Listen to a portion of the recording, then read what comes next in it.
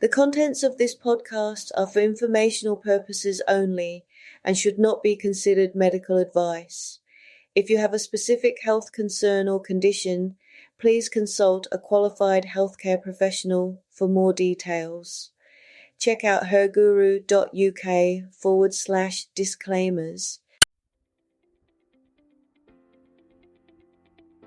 Hello and welcome to Amazing, Brilliant, Gorgeous, Wonderful. I'm Cheryl Paris, and this is just a short, gentle space in your day. 5 minutes or so to pause, breathe, and think a little differently from, what's going on for you. So, you don't need to fix anything while you're here. You don't have to perform or be performative or productive. You just need to take a few minutes just to calm yourself, just to listen in a way that feels right for you at your own pace and your own distance. So let's begin.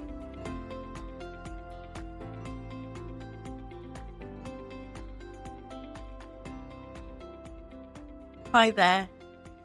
Today we're gently unpacking that quiet pressure to cope better, especially when everyone else seems to be managing just fine.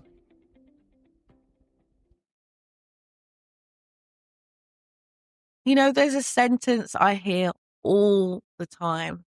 I remember taking the train the other day and actually hearing this, someone speaking on the phone to whoever they were speaking to, and they were saying, I don't know why I'm struggling. Everyone else seems to be fine at the moment. And here's the thing. You're comparing your inside to the outside of other people. Let me just say that again. You're comparing your inside to the other people's outside. And for me, experience shows that people who look fine are often just better at hiding things. Is that not true? I once worked with a senior executive who was holding an entire department together. She was calm. She always looked amazing, polished, unflappable.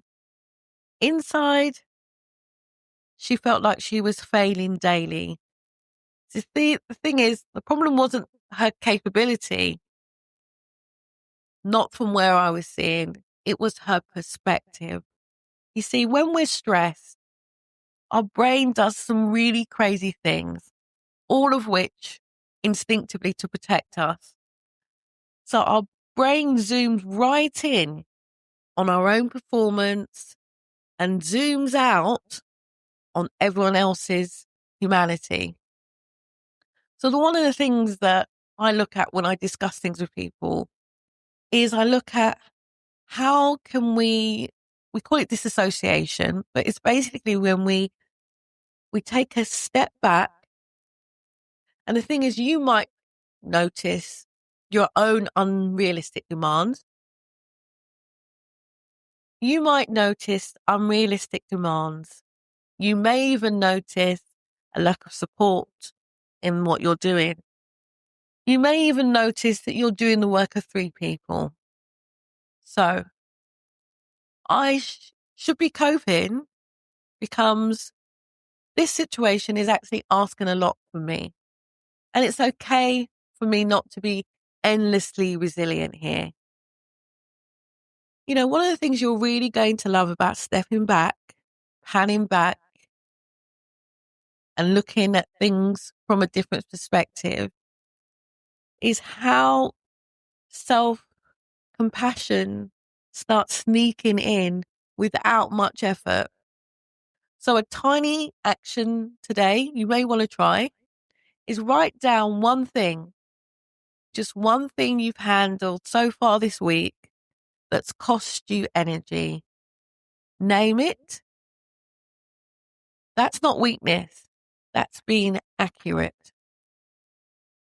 So the next time we'll be talking about what happens when you stop automatically playing along and why this can stir things up more than you expect.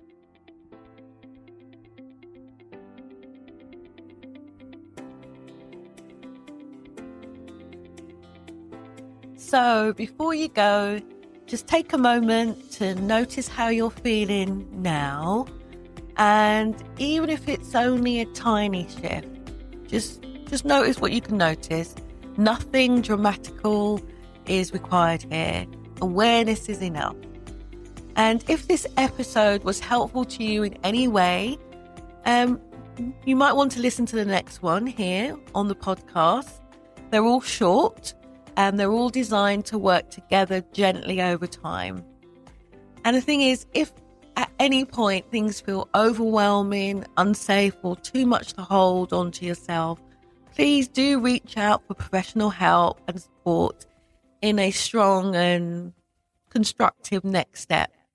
So, take care of yourself, and I'll be here again next time.